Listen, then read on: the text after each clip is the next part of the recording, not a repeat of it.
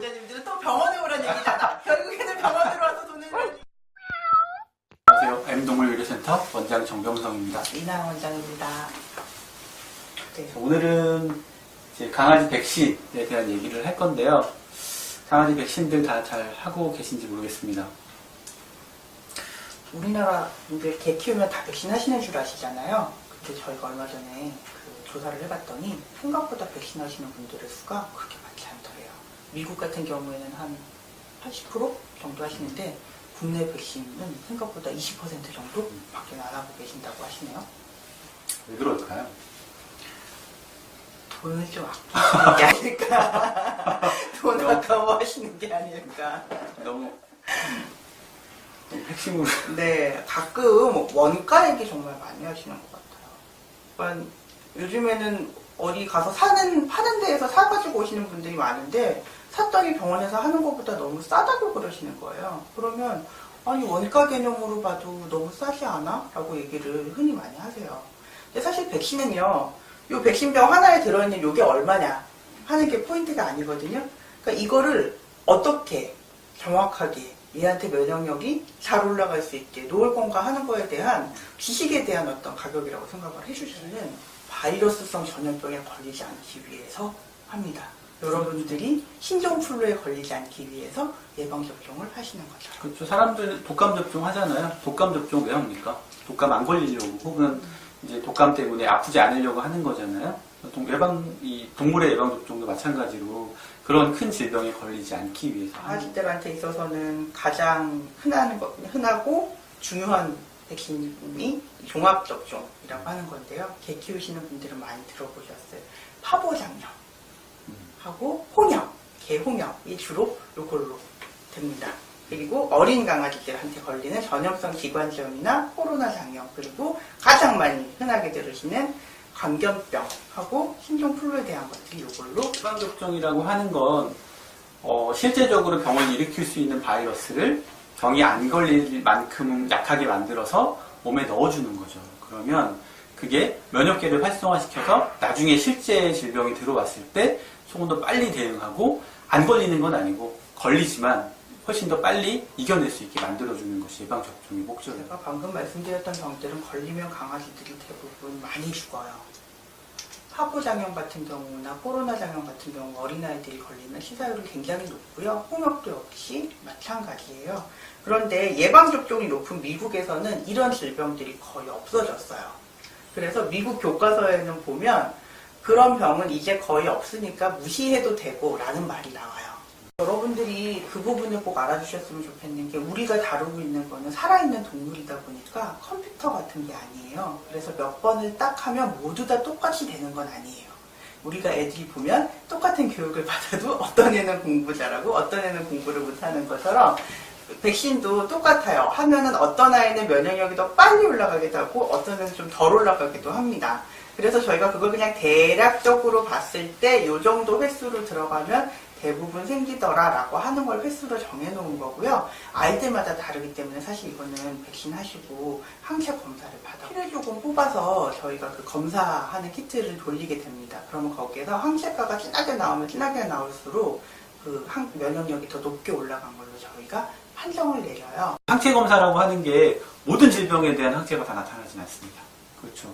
네, 그래서 가장 생명의 위협을 많이 가는 보런 질병에 대한 것들 몇 가지만 사실은 볼 수 있어요. 그래서 이거는 만약에 걸리게 되면 정말로 너무 아이들이 쉽게 죽어버리기 때문에 그 질병에 대한 건 정말 중요해서 우리나라에 많기 때문에 검사를 사실은 해보게 영향을 많이 주는 건 강아지의 영양 상태, 백신을 언제 시작했는가, 그리고 이 강아지들의 엄마 아빠의 면역 상태는 어떠했는가가 사실은 더 영향을. 우선 이 백신 자체에 문제가 있을 수가 있겠죠. 백신이 상온에서 일정 시간 노출되면 접종 효과가 사라집니다.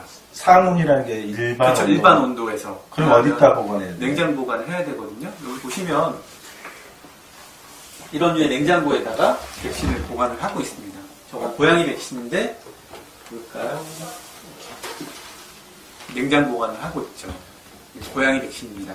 보관을 거기다 한다는 이야기는 유통 과정에서도 그러면은 계속 냉장 상태가 유지되지 않으면 문제가 생길 수 있다는 얘기죠. 그렇죠. 상온에 뭐 1시간 정도만 노출이 돼도 그 백신의 효과를 장담할 수가 없기 때문에 기본적으로 올바른 구입처에서 올바르게 배송이 되고 그다음에 이것도 제대로 이제 그 보관을 한 상태에서 보호자가 만약에 사갈 때까지 집에서 갈 때까지도 계속해서 냉장 상태를 유지해야만 하기도 하고 그래서 이 자격 있는 사람들이 다뤄야 하는 부분이 되고요. 그다음에 해서 이게 효과가 있는지 없는지까지도 사실은 나중에 체크를 해봐야 되기 때문에 백신이 그냥 주사만 놓는다고 끝나는 문제가 아니고 그런 복잡한 얘가 상태는 어떤지 지금 접종을 할 만한 상태인지 아닌지 그리고 접종을 어떻게 들어갈 건지 프로토콜을 어떻게 짤 건지 접종을 하고 나서의 상태는 괜찮은지 접종약은 제대로 된 걸 쓰는지 이후에 그렇게 하고 나서도 항체 형성이 잘 되어 있는지까지가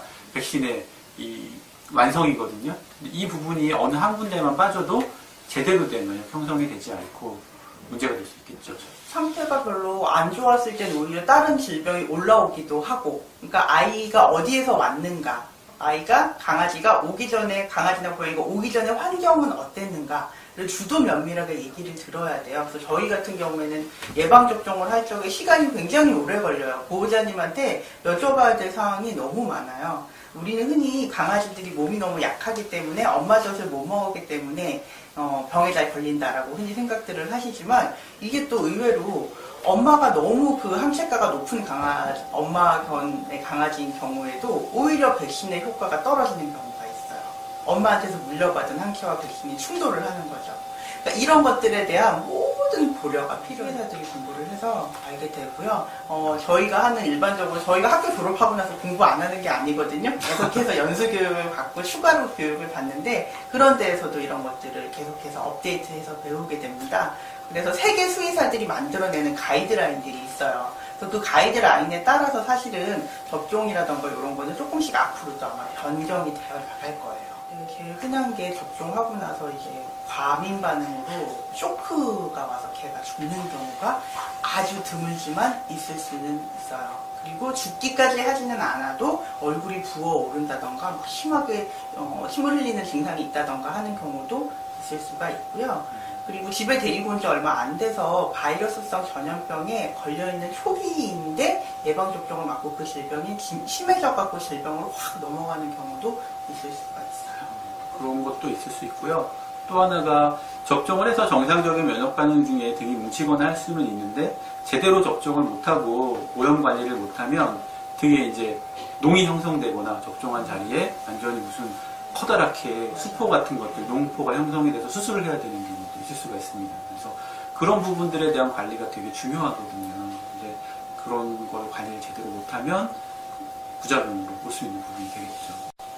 그냥 조금 더 간단하게 축약해서 얘기하면 앞에 그런 얘기들은 사실은 저희가 고민해야 될 부분이에요. 그건 수의사가 고민을 해야 되고 고민한 부분들에 대해서 전문가로서 보호자들한테 설명을 해야 되는 부분이 되는 거고요. 보호자분들은 그런 생각을 했으면 좋겠어요. 동물을 가장 잘하는 사람이 누군가? 누구에게 얻는 조언이 가장 확실한가?